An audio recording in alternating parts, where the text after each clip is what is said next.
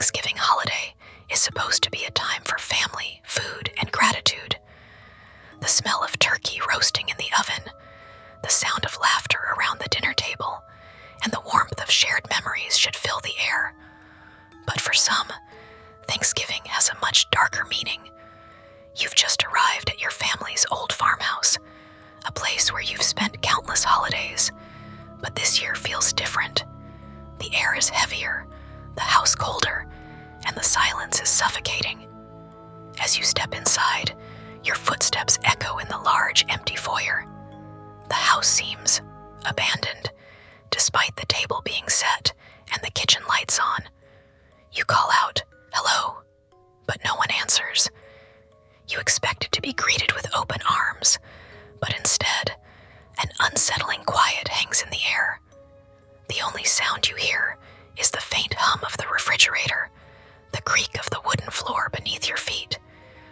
You try to shake off the creeping feeling that something is wrong, but it's hard to ignore. The house looks the same as always, yet everything feels off. The walls are lined with old portraits, faces of people you don't recognize. A grandfather clock ticks loudly in the corner, its pendulum swinging in slow, methodical rhythm. But there's no warmth, no joy, no family chatter. It's just you, alone in this dark house. You walk deeper into the hallway, trying to find someone, anyone, but it's eerily quiet. The only thing that catches your eye is the faint flicker of the lights in the dining room. You step closer, your heart racing, the hairs on your neck standing up. There's a candle on the table, its flame dancing erratically as if someone had just blown on it. But no one is there. The table is set, plates, silverware, and a perfectly cooked turkey in the center. But there are no people. It's as though the entire family had vanished in an instant. You feel a chill creep down your spine. Something isn't right. You turn to leave the room, but as you do, you hear the softest of whispers, just barely audible, as if coming from the very walls themselves. Come closer. Your body freezes. You turn back, drawn to the voice.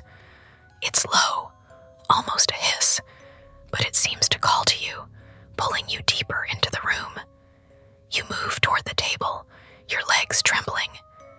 There's something unsettling about the way the light flickers and casts long, shifting shadows across the walls. You step closer to the turkey, the only thing that feels normal in this room. But then you notice something. The turkey. It's wrong.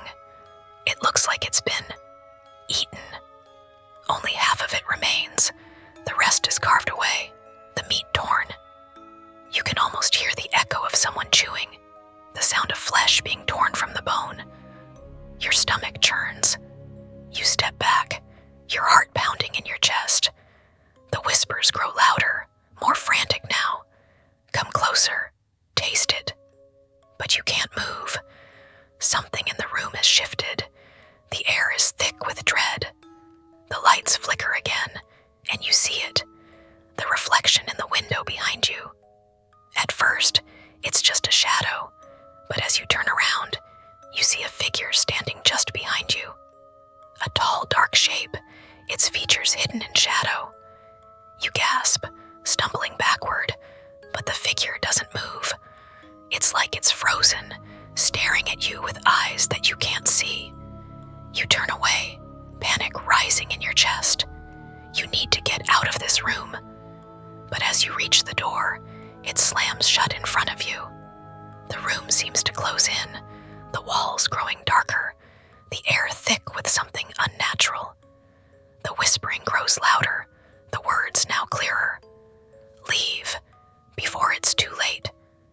Your breath comes in shallow gasps as you stumble toward the door, your fingers trembling on the knob. But when you open it, there's nothing but more darkness on the other side. The hallway seems endless, stretching out far beyond what you remember. You step back, heart pounding, and turn toward the other exit. But just as you do, you hear footsteps, slow, measured, coming from behind you. You turn again, and the figure is closer now, standing just a few feet away, its features still hidden, but you can feel it watching you. Its presence is suffocating, like it's waiting for you to make the wrong move. A cold hand brushes against your arm, and you whip around, but there's no one there. The temperature in the room has dropped drastically. You can see your breath fogging in the air as you back away, your pulse racing. The figure seems to move, but it's so fast, too fast. One moment, it's across the room. The next, it's standing right in front of you. Your heart pounds in your ears. You try to scream, but your voice is gone. Your body refuses to obey you. The lights flicker again, and suddenly, the figure is right in front of you, towering over you.